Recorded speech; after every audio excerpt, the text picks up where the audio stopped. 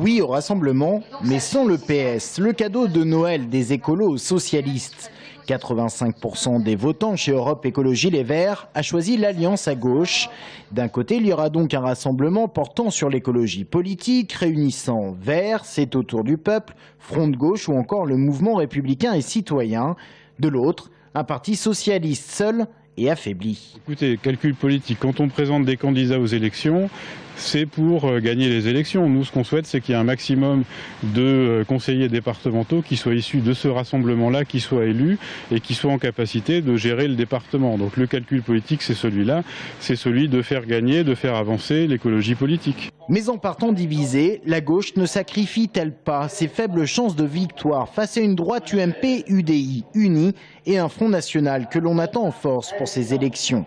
Il faut quand même, pour se maintenir au deuxième tour, faire 12,5% des inscrits, c'est-à-dire à peu près entre 20 et 25% des exprimés, ce qui est quand même énorme. Et vu le taux d'abstention qu'on peut imaginer, ça sera très dur d'être au deuxième tour. Partir séparément, c'est suicidaire.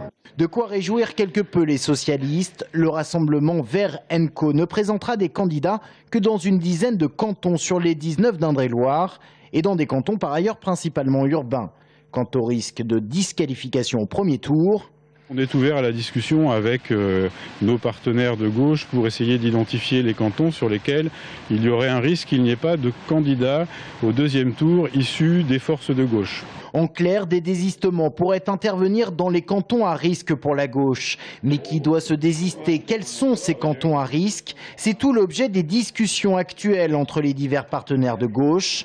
PS et Verts sont déjà en désaccord sur la définition des cantons à risque. De quoi tendre un peu plus les négociations qui portent déjà également sur les stratégies de second tour.